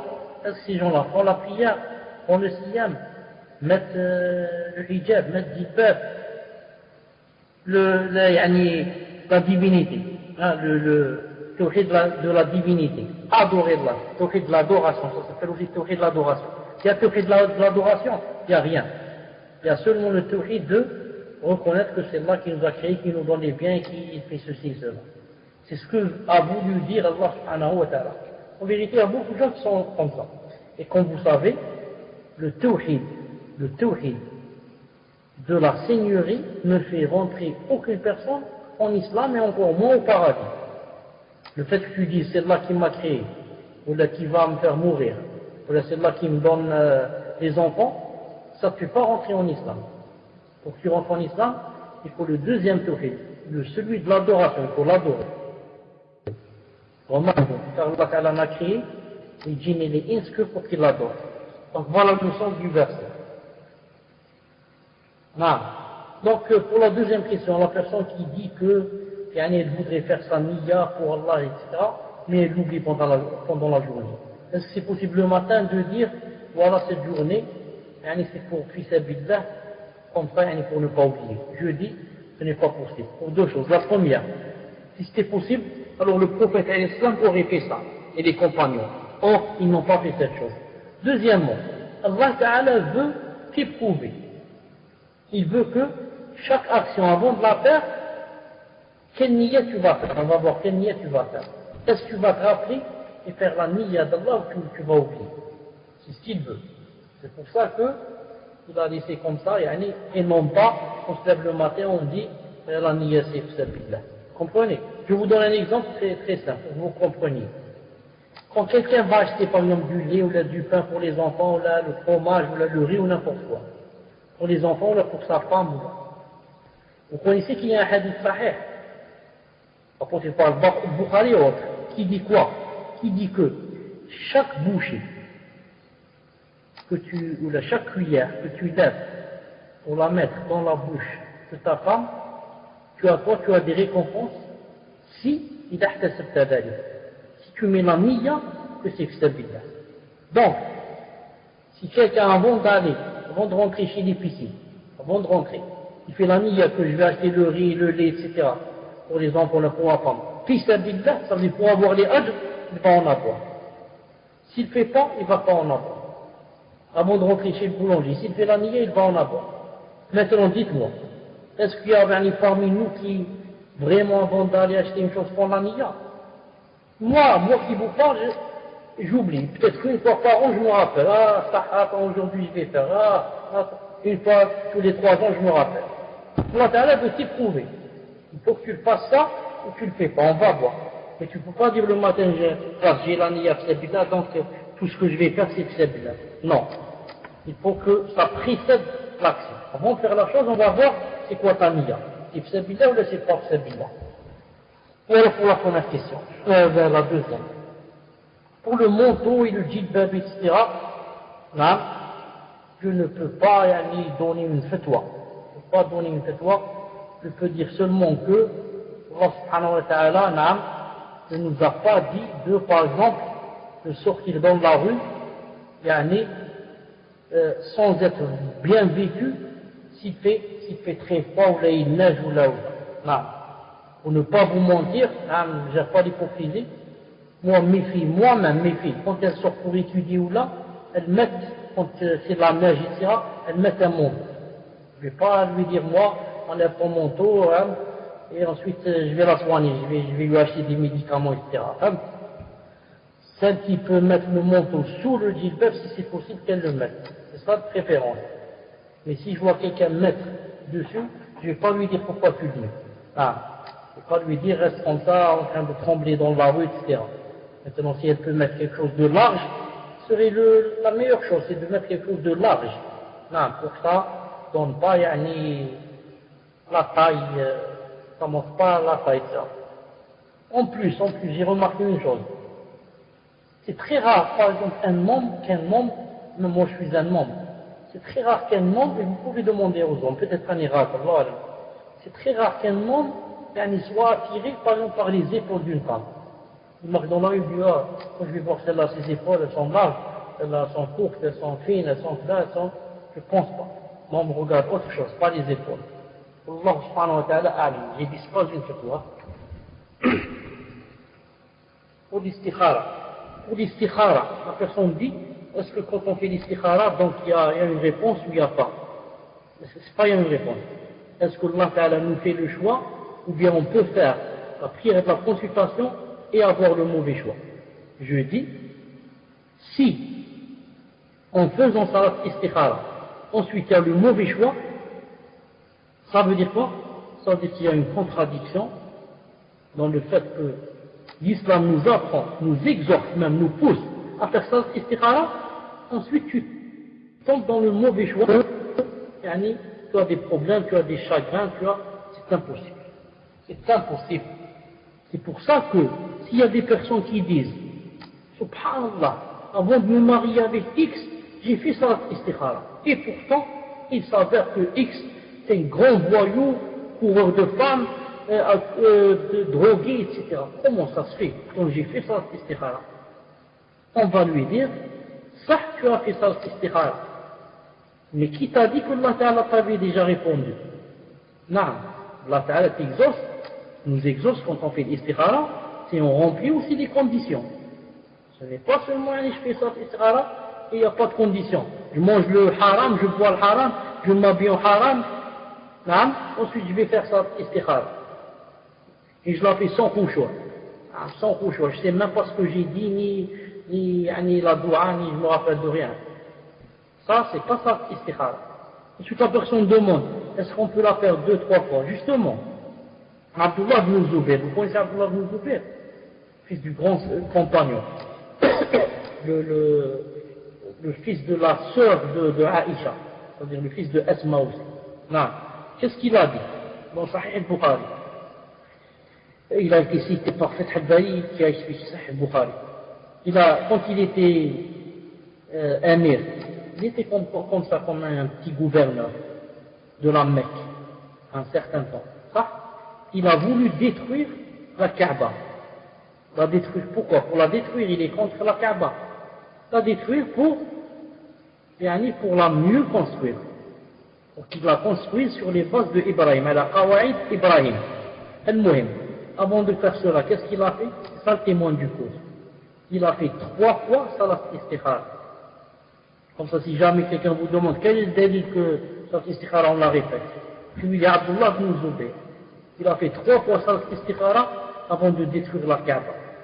Une première fois, il a vu ça n'a rien donné. Une deuxième, ça n'a rien donné. Une troisième, classe. Il a senti un apaisement dans son cœur. Il a détruit la Kaaba. Non. Enfin, qu'est-ce qu'il a dit ici? Pour les chaussettes et les chevilles.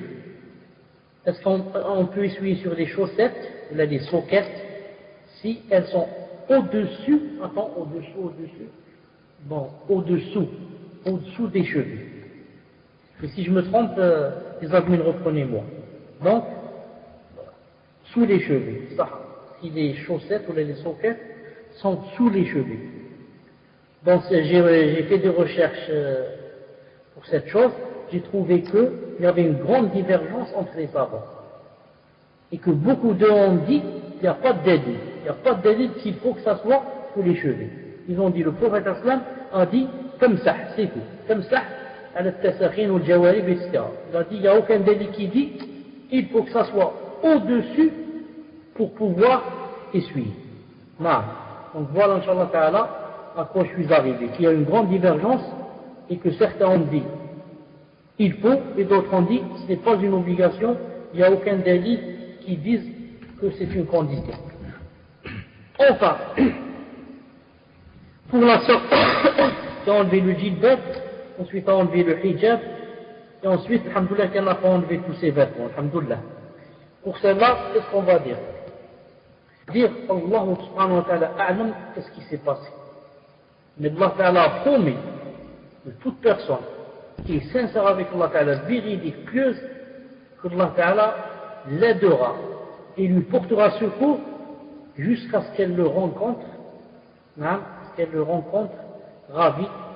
ravi de lui, subhanahu wa ta'ala. C'est pour ça que, là, ça je ne peux pas le dire. Est-ce que la sœur est possédée par un djinn ou bien qu'elle est juste tentée par le shaitan? Non, cette sœur, je ne l'ai jamais vue, ni rencontrée, ni connue, ni je lui ai parlé. Comment puis-je savoir si elle a un shaitan ou là elle est tentée? Ce sont ceux qui la fréquentent qui savent, qui peuvent savoir, en lui proposant une ruqya, ou bien en voyant son caractère. C'est une fille frivole, qui passe son temps avec les garçons, à s'amuser, etc. C'est pour cela que je dis, et voilà ce qui est très important, plus important que la ruqya ici. Je dis à son entourage et aux sœurs qui la connaissent de prendre soin d'elle, d'essayer de l'encadrer, de ne pas la perdre, de l'aider, lui faire la da'wah, lui donner des conseils. Je ne conseille surtout pas de lui dire des mots mal placés, de l'insulter, de lui dire tu es devenu pervers, c'est des choses comme ça. Mais dans la première étape, d'essayer de l'attirer, de l'aider à se corriger, peut-être en lui trouvant quelqu'un par exemple qui lui fait la ruqya. Mieux encore, en lui faisant des éloges, en lui disant qu'on ne connaît de toi que du bien. Tu es une sœur, masha'Allah, alhamdoulilah, je reconnais, je témoigne devant Allah subhanahu wa ta'ala que tu avais une foi, masha'Allah, et tu étais masha'Allah, et comme ça. On ne voudrait pas te perdre ma sœur, et ceci, cela, peut-être que Allah subhanahu wa ta'ala, la guidera de nouveau. Mais Allah alam, qu'est-ce qui lui est arrivé? Allahu alam. Peut-être elle le sait, peut-être aussi qu'elle ne le sait pas. Peut-être qu'elle le sait, peut-être qu'elle ne sait pas si c'est un djinn ou pas. Mais essayez de l'aider, Inch'Allah ta'ala, au maximum. Pour que même devant Allah subhanahu wa ta'ala demain, vous ne soyez pas responsable. Et que vous dites, Ya Allah, nous on a essayé, mais c'est plus fort que nous, elle ne veut pas. Très bien.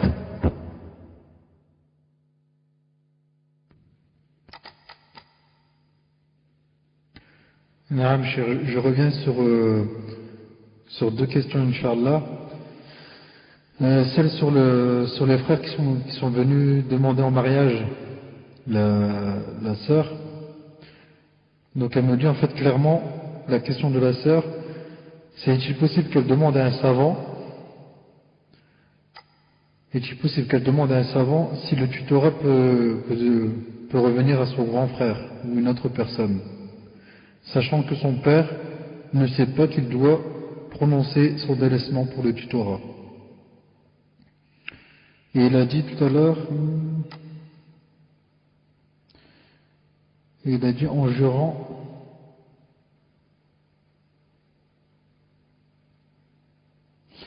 sur le linceul que je porterai le jour où je serai mort, je ne donnerai pas ma fille à un barbu. Et la seconde chère, c'est sur le regroupement des salats. Le frère demande, et au travail, est-il autorisé donc de regrouper les prières, sachant qu'il est difficile de les faire à son heure, dans son temps. Tfadal Cheikh. Non, pour la première question, justement, c'est ce qu'il faut faire. Elle demande à un savant connu, réputé pour sa science, réputé pour son minhaj, un savant de Al-Sunnah ou Jama'a.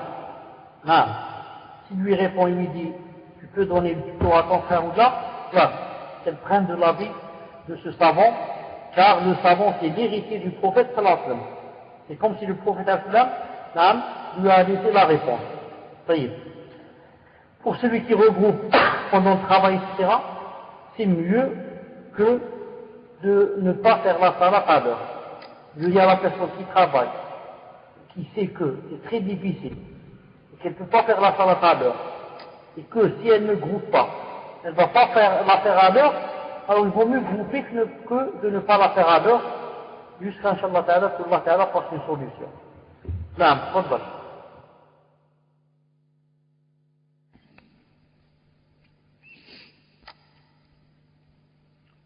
Salam alaikum wa rahmatullah.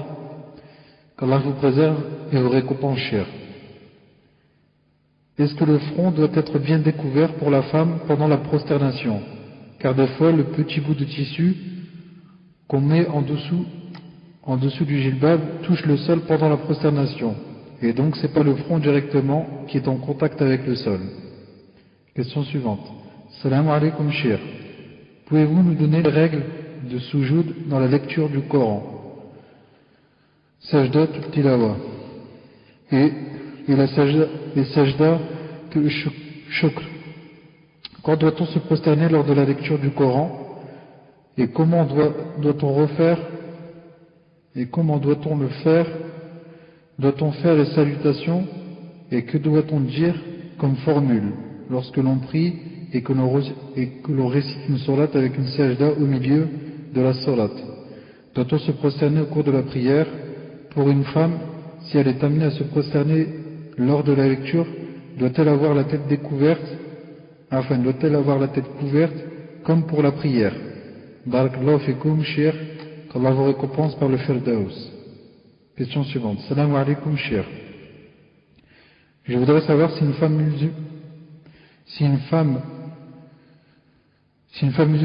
musulmane est nourrice et elle garde des enfants non musulmans, a-t-elle droit de leur donner de la viande qui n'est pas halal ou du porc que la mère de l'enfant a ramené? Barakallahu fikum. Question suivante. Assalamu alaikum, cher. Barakallahu fikum pour vos durus. Voilà mon meilleur ami est un tablir, c'est un ami d'enfance, et je commence dans le minhaj. Que dois-je faire? Pouvez-vous me conseiller? Dernière question. Assalamu alaikum. Ya cher, qu'Allah vous accorde le firdaus et barakallahu fikum pour tous vos conseils. Je fais l'école à la maison à mes filles, et elles ont 10 et 11 ans. Et leur cours commence à parler de l'éducation sexuelle avec des dessins, et ils expliquent avoir des rapports sexuels. Yachir, que disent les ulama au sujet de ça? Comment dois-je leur expliquer, sachant que c'est moi qui leur fais cours? Elles ne sont pas à l'école publique. Barakallahu fikum pour vos conseils et pour tout ce que vous faites pour la Ummah. Tfaddal Cheikh.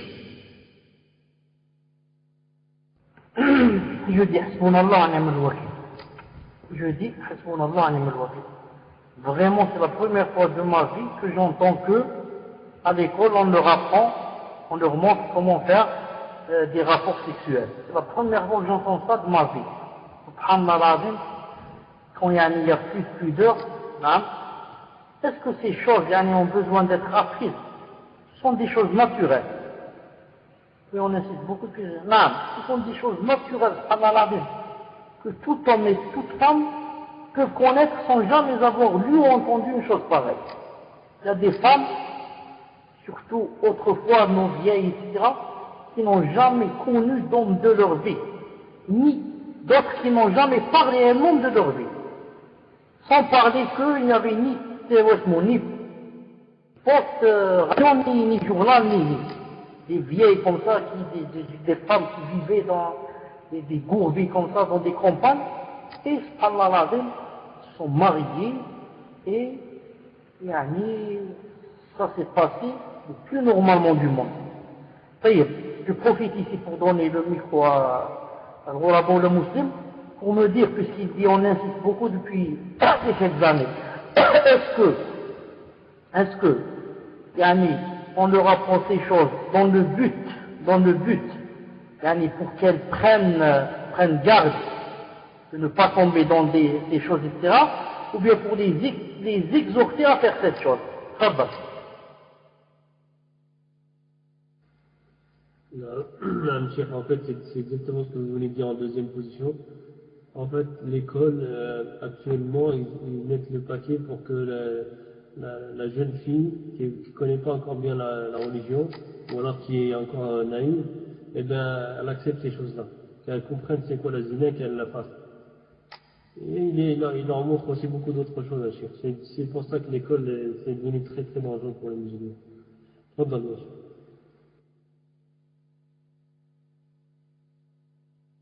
Non, c'est pour ça que mon épouse qu'on est une amie, mon épouse avait une amie d'enfance. Elles ont été à l'école ensemble. Etc. Et depuis ce temps, hein, elles ne se sont plus revues. Mon épouse et elle et son amie intime ne sont plus revues. Et depuis que j'ai connu mon épouse, elle ne parle que d'elle. Elle me dit, citer son prénom, que mon ami intime, que je l'aime beaucoup, etc., etc. Ça fait donc 30 ou là, je sais pas, 40 ans qu'elles se sont pas vues. Ça fait 15 jours de cela, ça fait 15 jours donc elles se sont pas vues, 30 ou là, 40 ans. Ça fait 15 jours de cela, j'étais avec mon épouse, on le téléphone à son lit. Qui? Imaginez qui? C'est celle-là, son amie d'enfance, qui ont été ensemble au CM, lui téléphone, lui dit voilà, ça fait longtemps que je te cherche, etc. Elle-même. Ma femme lui dit ça fait des années que je te cherche, j'ai toujours parlé à mon mari de toi, mais si tu ne connais pas, etc. Le témoin du cours. Elle lui dit, oh, si tu es passé pendant toutes ces années, elle lui dit, moi j'ai continué mes études, j'ai un doctorat en psychologie, et j'ai vécu toutes mes dernières années, depuis l'âge de 20 ans là, en France, et bien sûr je suis marié là-bas, mes enfants là-bas, et maintenant ça fait un mois ou là, que je suis rentré définitivement en Algérie, parce que, voilà le témoin du cours, parce que mes enfants ont commencé à grandir et à comprendre les choses. C'est très dangereux, elle a dit, yani que je reste là-bas avec mes enfants. Je dis, subhanallah. Et vous dire une chose, cette amie-là a dit à mon épouse, elle lui a dit pourtant, yani, je ne suis pas voilée. Elle ne porte ni le hijab, ni le djilbab, ni rien sur la tête, et je ne sais pas si elle fait la prière, je ne sais pas, Allahu alam. Mais elle a su que, c'est un psychologue, elle a un doctorat, elle sait ce qui se passe donc là-bas, et elle sait ce qui se passe dans les écoles, et en général dans la société européenne. Imaginez, elle n'est même pas voilée, elle a pris ses enfants, et elle est rentrée en Algérie, ça doit être un mois ou là. Et un docteur en psychologie, subhanallah. Donc c'est dire le grand danger qui guette quoi? Qui guette nos enfants là-bas et nos familles qui sont là-bas. Et surtout maintenant la sœur a dit que à l'école on leur apprend, on leur montre comment faire ces choses, etc. Moi je dis à ma sœur qui m'a posé la question quant à ses enfants, l'âme, elle doit au contraire leur dire ce qu'a dit Allah subhanahu wa ta'ala de cette chose. Ce qu'a dit Allah subhanahu wa ta'ala de cette chose. Même si elle leur montre comme ça, je ne sais pas si c'est dessiné dans les livres aussi. S'il y a dans les livres là, elle ouvre le livre, elle leur dit regardez ce qu'il y a ici, tout ça c'est haram. Tout ça, Allah subhanahu wa ta'ala interdit. Regardez en islam le jugement de celui qui fait telle ou telle chose. Regardez le jugement de celui qui fait cette chose. Qu'est-ce qu'il aura quand il va rencontrer demain Allah subhanahu wa ta'ala? Elle leur dit les versets de Sourate An-Nur, qui sont descendus spécialement sur l'homme et la femme qui font la fornication. Non, elle profite donc, puisque là c'est obligé de leur montrer, alors qu'elle leur montre le côté positif de la chose, Inch'Allah ta'ala. Non. Pour la question, la personne qui a dit que la femme, quand elle fait le soujoud, est-ce qu'elle doit se découvrir le front? En général, si elle est seule à la maison, ou bien avec les mahrams, avec les hommes avec lesquels elle ne peut pas se marier. Comme son père, son frère, son mari, le frère de sa sœur et comme ça, elle doit prier à front découvert. À front découvert. Mais maintenant, s'il y a des hommes étrangers, ou d'aller dans un jardin, où elle fait la prière, elle doit quoi? Elle doit se couvrir le front. Elle doit se couvrir le front. Puisque peut-être qu'elle a le visage couvert. C'est la même chose pour les gants. Pour celles qui portent les gants, si elle est du genre qui dit c'est obligé de porter les gants, donc devant les hommes, elle doit faire la prière avec les gants. Mais à la maison ou devant les maharim, c'est obligé qu'elle enlève les gants. C'est obligé qu'elle enlève les gants. Pour la vie pour sujoud tilawa et sujoud shukr. Sujoud tilawa et sujoud shukr. Quand on est en train de faire la prière, et on passe par, on dit un verset où il y a ce qu'on appelle sujoud tilawa, ce n'est pas une obligation de le faire.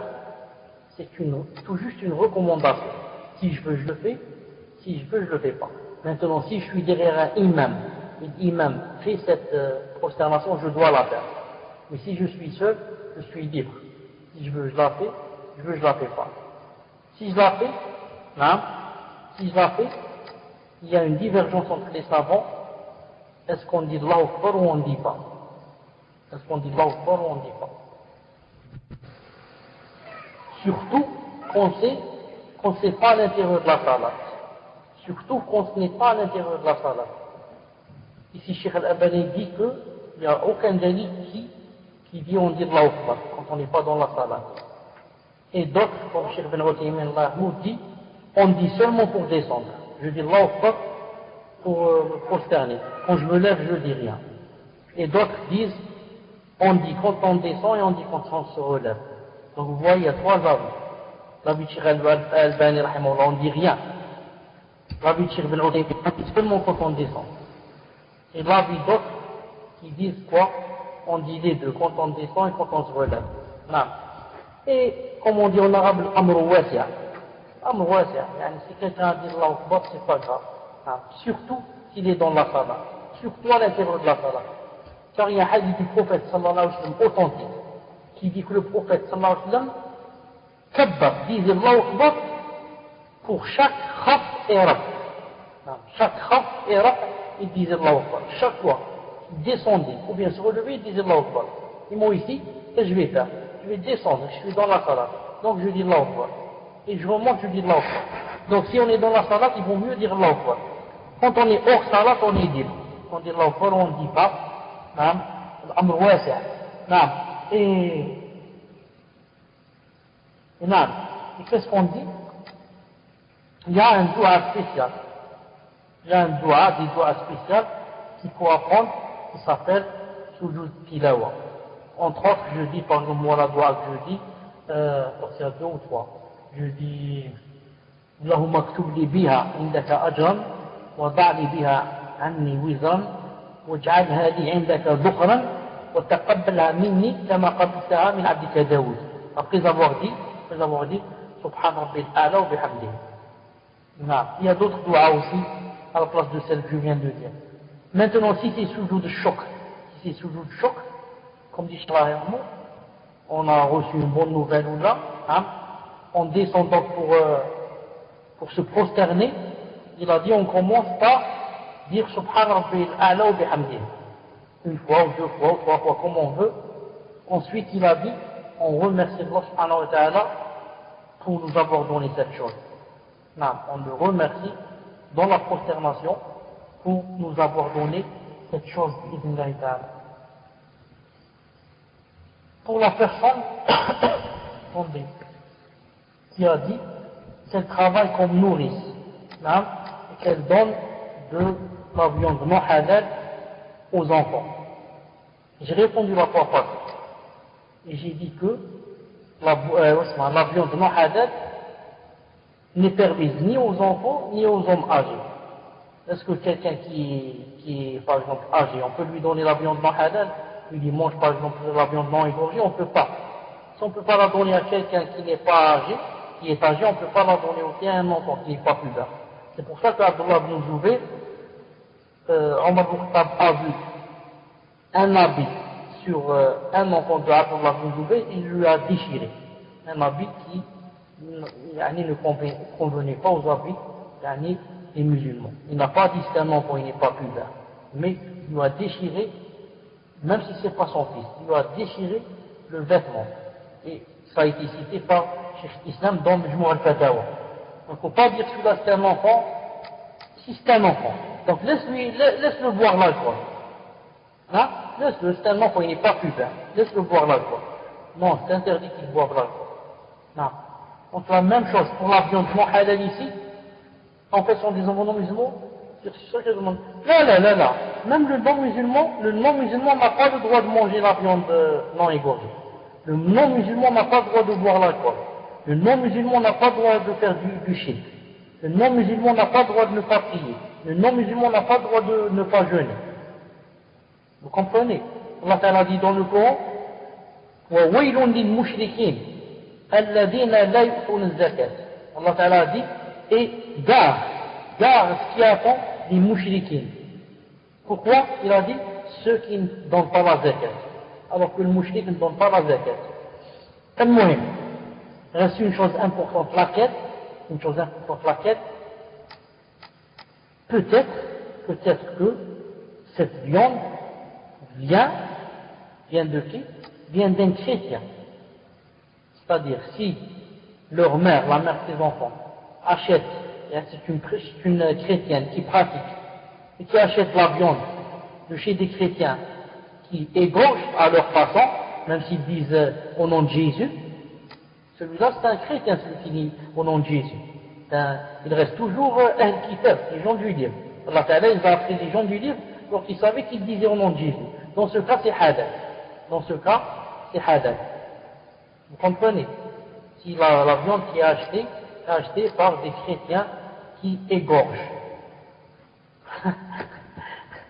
J'avais vu une boucherie chrétienne. Non, malgré cela, je dis à cette sœur qui nourrisse, etc., Inch'Allah Ta'ala, je vais lui faire une recherche spéciale pour elle, pour lui répondre, Inch'Allah Ta'ala, la prochaine fois. Appuyer, Inch'Allah Ta'ala, sur les avis des savants. Qu'est-ce qui reste? Pour tablir. La personne